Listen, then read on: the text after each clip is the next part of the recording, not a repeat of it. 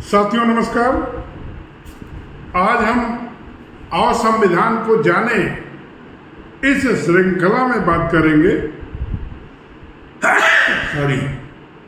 अनुच्छेद 51 का, अनुच्छेद 51, जिसके बारे में कहा जाता है कि यह अनुच्छेद भारतीय संविधान में जापान के संविधान से लिया गया है। जापान के संविधान से लिया गया है। अनुच्छेद 51 भारतीय संविधान में यह बताता है कि भारत निष्ठापूर्वक विश्व शांति के लिए कटिबद्ध है।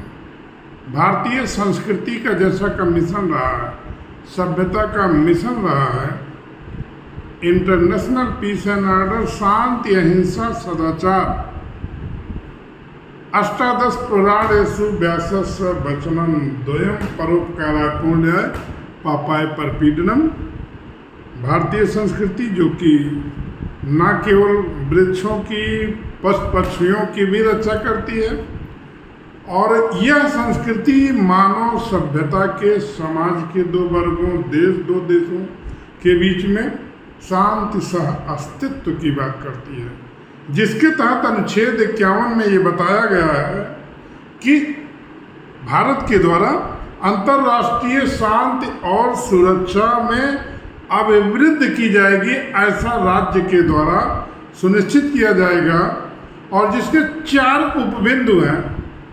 ए में कहा गया है अंतर्राष्ट्रीय शांति और सुरक्षा की अभिवृद्धि, प्रमोशन टू पीस, जैसा कि मैसेज रहता है, बार बार कहा भी जाता है, भारतीय प्रधानमंत्री जी के द्वारा भी कहा गया है, भारत बुद्ध का देश है, युद्ध का नहीं।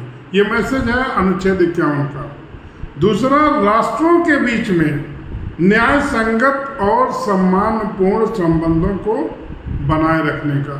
न्यायपूर्ण और सम्मानपूर्वक संबंधों का मतलब अंतर्राष्ट्रीय स्तर पर दो राष्ट्रों के बीच जब संबंध बनते हैं, कोई बड़ा नहीं होता है, कोई छोटा नहीं होता है, सबकी संप्रभुता का सम्मान होता है। तीसरा है संगठित लोगों को एक दूसरे के बीच उनके व्यवहारों में अंतर्राष्ट्रीय विधि और संधि की बाध्यताओं के प्रति आदर बढ़ाने का। चौथा पॉइंट है अंतर्राष्ट्रीय विवादों का समाधान, मध्यस्थता के निपटारे के लिए प्रोत्साहन देने का। Any international dispute can be solved only with TAC, वार्ता के लेवल पे TAC के द्वारा ही अंतर्राष्ट्रीय विवादों का समाधान किया जाएगा। यह भारतीय संविधान का अनुच्छेद 51 विश्व में अंतर्राष्ट्रीय शांति बनाने का प्रयास करता है, उसे प्रोत्साहन देने का प्रयास करता है।